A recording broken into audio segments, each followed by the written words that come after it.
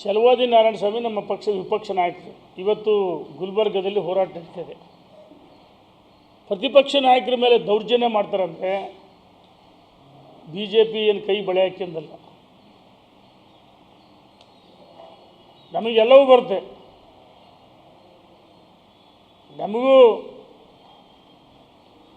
ಆದರೆ ಅಧಿಕಾರ ಕೊಟ್ಟದ್ದು ದಾದಾಗಿರಿ ಗುಂಡಾಗಿರಿ ಮಾಡೋಕ್ಕಲ್ಲ. ಪ್ರಿಯಾಂಕ ಖರ್ಗೆ ಅವರೇ, ನೀವಿನ್ನೂ ಚಿಕ್ಕ ವಯಸ್ಸು,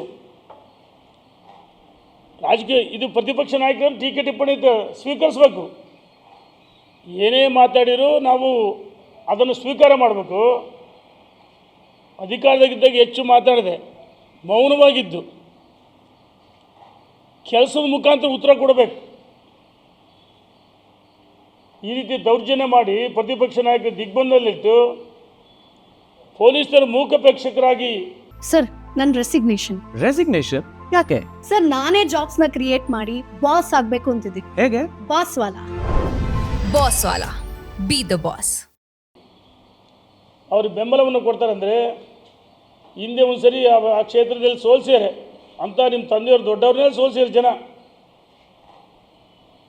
ಈ ರೀತಿ ನೀವು ದರ್ಪ ದೌರ್ಜನ್ಯ ಮಾಡಿದರೆ, ಯಾಕಂದರೆ ಡಿ ಕೆ ಶಿವಕುಮಾರ್ ಹೇಳಿದರು, ಬೆಳಗಾವಿನಲ್ಲಿ ಸಿದ್ದರಾಮಯ್ಯನ ಹೇಳಿದರು, ಡಿ ಕೆ ಶಿವಕುಮಾರ್ ಎಲ್ಲೇ ಒಂದು ಕಡೆ ಹೇಳಿದರು, ಮಲ್ಲಿಕಾರ್ಜುನ್ ಖರ್ಗೆ ಅವರು ಹೇಳಿದರು, ಬಿ ಜೆ ಪಿಯವ್ರನ್ನ ಓಡಾಡಕ್ಕೆ ಬಿಡಲ್ಲ ಅಂದರೆ ಇದೇನು ಡಿಕ್ಟೇಟರ್ಶಿಪ್ಪಾ? ಅಂಬೇಡ್ಕರ್ ಸಂವಿಧಾನ ಗೊತ್ತಿಲ್ಲ ನಿಮಗೆ? ಅಂಬೇಡ್ಕರ್ ಬಗ್ಗೆ ಗೌರವ ಇದ್ದರೆ ಈ ರೀತಿ ದೌರ್ಜನ್ಯ ಮಾಡ್ತಿಲ್ಲ ನಿಮ್ಮ ಗುಂಡಾಗಳಿಂದ. ಕ್ಷಮೆ ಕೇಳಬೇಕಂತೇಳಿ ನಾನು ಪ್ರಿಯಾಂಕ ಖರ್ಗೆ ಅವ್ರಿಗೆ ಒತ್ತಾಯ ಮಾಡ್ತೀನಿ. ಇನ್ನೂ ರಾಜಕೀಯ ಚಿಕ್ಕ ವಯಸ್ಸು, ಬೆಳೀರಿ, ಆದರೆ ನಿಮ್ಮ ಕೆಲಸದ ಮುಖಾಂತರ ಹೆಚ್ಚು ಮಾತಾಡಿದೆ ಅಭಿವೃದ್ಧಿ ಮಾಡಿ ತೋರಿಸಿ, ಜನರಿಗೆ ಒಳ್ಳೆ ಕೆಲಸ ಮಾಡಿರಿ ಅಂತೇಳಿ ನಾನು ಒತ್ತಾಯ ಮಾಡ್ತೀನಿ. ಕ್ಷಮೆ ಕೇಳಬೇಕಂತೇಳಿ ಒತ್ತಾಯ ಮಾಡ್ತೀನಿ.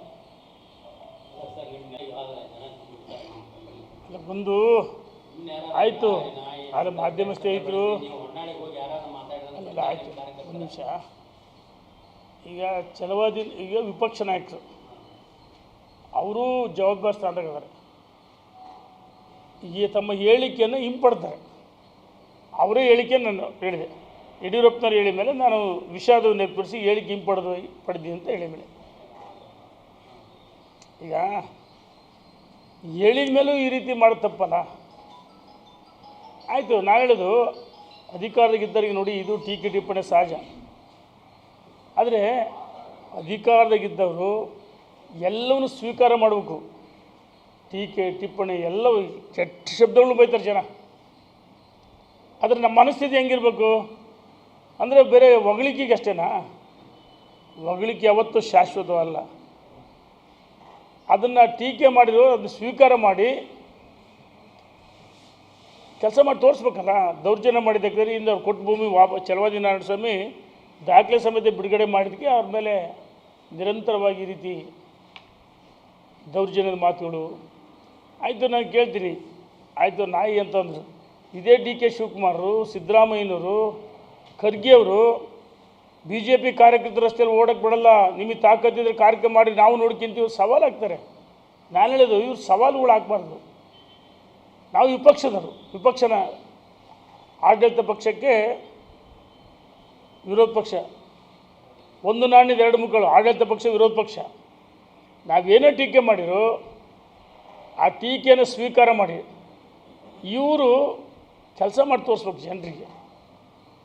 ಅದು ಬಿಟ್ಟು ದೌರ್ಜನ್ಯ ಮಾಡಿ ಜನ ನಿಮಗೆ ತಕ್ಕಪಾಠ ಕಲಿಸ್ತಾರೆ. 100ಕ್ಕೆ 100 ಮುಂದೆ ರಾಜ್ಯದಲ್ಲಿ ಕಾಂಗ್ರೆಸ್ ಹೀನಾಯ ದೇಶದಲ್ಲಿ ಏನು ಪರಿಸ್ಥಿತಿ ಬರುತ್ತೆ, ರಾಜ್ಯದಲ್ಲಿ ಇದೇ ಪರಿಸ್ಥಿತಿ ಬರುತ್ತೆ. ಜನ ನಮ್ಮ ಆಡಳಿತ ನೋಡಿದರೆ ಭಾರತೀಯ ಜನತಾ ಪಾರ್ಟಿ ರಾಜ್ಯದಲ್ಲಿ 100ಕ್ಕೆ 100 ಅಧಿಕಾರಕ್ಕೆ ಬಂದೇ ಬರುತ್ತೆ ಅಂತ ಹೇಳಕ್ಕೆ ಇಚ್ಛೆಪಡ್ತೀನಿ.